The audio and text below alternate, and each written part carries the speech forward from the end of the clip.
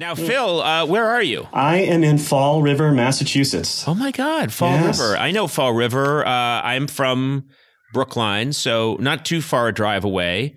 Right. And everybody knows Fall River because I'm a murder buff. Fall River is where Lizzie Borden supposedly killed her father and stepmother. Is that right? That's correct. And I actually work at the Lizzie Borden house, as luck would have. No, you don't. Do you really? Yeah, I do. What do you do there? I give tours.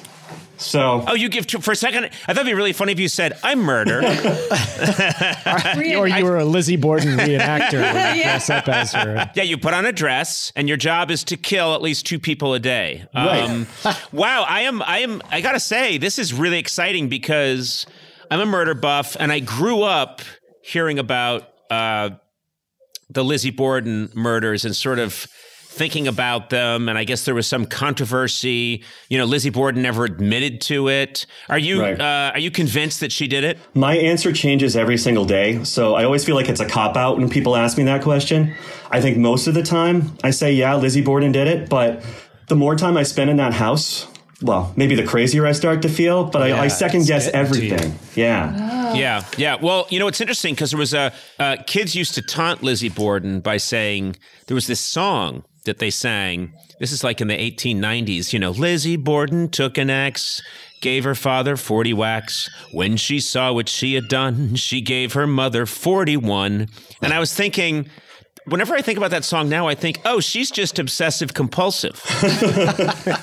That's a description of someone with OCD. Like, well, just give my dad 40 whacks. It should be 41 next time. Like if she had a sibling, they would have gotten 42. And yeah, exactly. Okay. And she would have been real precise about it. I feel like in Massachusetts, though, I feel like we just come out of the womb knowing that rhyme. Like it's just incredible, right? Yeah. No, I knew that song as a kid, and you know, our grandmother lived with us in our house when we were growing up for a period of time. And what year was the murder? Was it in the 1880s or the 90s? 1892. Yeah. So I think my grandmother would have been 2 years old. So when that murder happened, I think she was born in 1890. And she often tried to murder us with she had a little axe. So I think it was just something people did back then. I think. Try to murder? Yeah. Yeah. She just was like, hey, man, this is what we did back in the 1890s for fun. Yeah. There was no TV. Yeah, they didn't have TV. They didn't have the internet. And so everyone was given a little axe and they were just constantly chopping at each other. Yeah. That's it. It's adorable. Battle Royale. So I'm pretty sure she did it, I have to tell you. Just looking at the facts and as I know them. And she was a weird lady. She was a legitimately weird lady, Lizzie Borden. Yeah, you know, it's interesting. She's one of the most fascinating figures in American history, and yet there's still so very little we know for sure about her. And as you can imagine, even in the second half of her life, after she's acquitted of the murders, she's not going to be extra talkative with folks.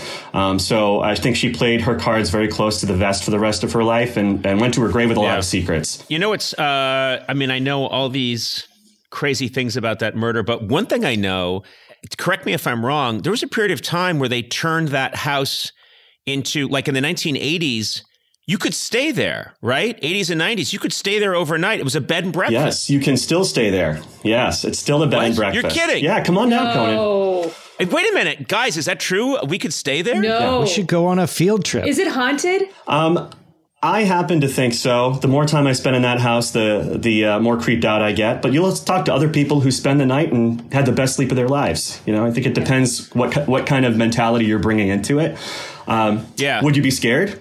Yes. I would not. Yeah. I would not. I wouldn't either. I wouldn't either. What? You know, I feel, I just, you know, what's going to happen? People were brutally murdered in there. Yeah, I don't get scared of ghosts or supernatural. I'm worried about actual living humans that will kill you. So as long as that's not going on there, I'm fine. Right. Well, if we all go together, the overwhelming chance, Matt, is that I will kill you. So I am afraid of that. You didn't let me finish. That's a legitimate fear. I'm proposing that the three of us do a podcast from the Lizzie Borden house. Wouldn't that be fun? Yeah. And we set up a fourth mic just in case.